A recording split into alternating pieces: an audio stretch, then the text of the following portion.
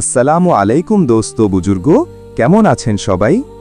মুসা যখন কৈশোর পেরিয়েছিলেন তখন তিনি মিশরের সমাজের নিপীড়ন ও অন্যায়ের দৃশ্য প্রত্যক্ষ করতেন।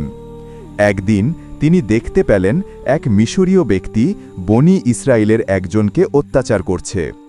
মুসা তার স্বভাবসিদ্ধ ন্যায়পরায়ণতায় উদ্বুদ্ধ হয়ে সেই মিশরীয়কে থামাতে চাইলেন। কথার উত্তেজনার কারণে অবশেষে তিনি মিশরীয়কে হত্যা করে ফেললেন। এই ঘটনার পর মুসা বুঝতে পারলেন যে ফেরাউনের দেশে তার জীবন বিপদগ্রস্ত। আল্লাহর সুরক্ষা থাকলেও সামাজিক ও রাজনৈতিক পরিস্থিতি তাকে সেখানে নিরাপদ থাকতে দিচ্ছিল না। তাই তিনি মিশর ত্যাগ করার সিদ্ধান্ত নিলেন।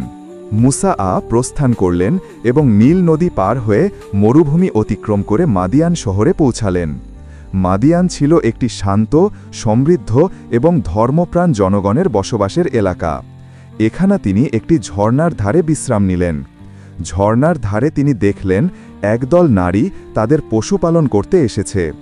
এই নারীরা বড় কঠিন পরিশ্রমে পশুদের পানির জন্য ঝর্ণার কাছে এসেছিল। মুসা তাদেরকে সাহায্য করলেন। তিনি কষ্টসহনীয়ভাবে গরু বা অন্যান্য পশুদের পানি খাওয়ানোর কাজে হাত লাগালেন। এই সেবা দেখেই নারীরা অবাক হয়েছিল।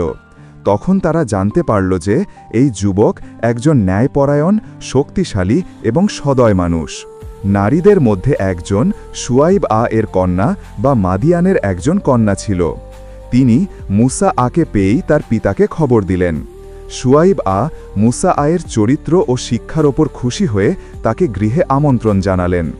মুসা সেখানে কিছুদিন অবস্থান করলেন, শ্রমিক ও পরিবারের সঙ্গে বসবাস করলেন এবং তাদের জীবনযাত্রা সম্পর্কে ধারণা পেলেন। মাদিয়ানে অবস্থানের সময় মুসা আল্লাহর প্রতি দায়িত্বশীলতা এবং ন্যায়পরায়ণতার শিক্ষা আরও দৃঢ় করলেন। তিনি শুয়াইব এর ঘরে দীর্ঘদিন অবস্থান করলেন এবং পরবর্তীতে তিনি শুয়াইব এর কন্যার সঙ্গে বিয়ে করলেন। এই সময়কাল তার ধৈর্য, সহানুভূতি এবং জীবনধারার নৈতিকতা বৃদ্ধি করল। এরপর আল্লাহ মুসা কে নবুয়ত প্রদান করলেন। এটি ঘটে এক বিশেষ ঘটনার মাধ্যমে, তবে এই নবুয়তের প্রাপ্তি একটি নির্দিষ্ট পবিত্র স্থান এবং আল্লাহর সরাসরি নির্দেশের মাধ্যমে। আল্লাহ তাকে নির্দেশ দিলেন যে তিনি মিশরের ফেরাউনের সামনে যাবেন এবং বনি ইসরায়েলকে মুক্ত করার আহ্বান করবেন। নবুয়াত প্রাপ্তির পর মুসা এর দায়িত্ব ছিল বিশাল। তিনি মিশরে ফিরে যাবেন যেখানে ফেরাউন অত্যাচার চালাচ্ছে। আল্লাহ তাকে নির্দেশ দিলেন যে তিনি চিরস্থায়ী ন্যায়, শক্তি এবং ধৈর্যের মাধ্যমে বনি ইসরায়েলকে মুক্ত করবেন।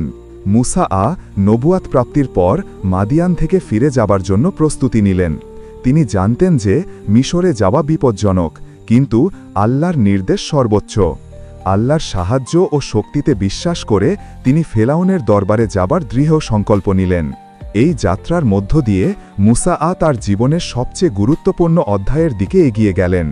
নবুয়ত তাকে আল্লাহর দাওয়াত, ন্যায় এবং মুক্তির পথ প্রদর্শন করল। মাদিয়ান জীবন ও আল্লাহর সরাসরি নির্দেশের মিশ্রণে তিনি প্রস্তুত হলেন বনি ইসরায়েলকে মুক্ত করার জন্য। মাদিয়ানে এই সময়কালে মুসা এর ধৈর্য, শিক্ষা, নেতৃত্বের গুণাবলী এবং আল্লাহর প্রতি দৃঢ় বিশ্বাস পুরোপুরি বিকশিত হল। এটি ছিল ভবিষ্যতের বিশাল দায়িত্বের প্রস্তুতি। ভালো লাগলে লাইক, কমেন্ট, শেয়ার করুন। নতুন নতুন ভিডিও পেতে সাবস্ক্রাইব করুন।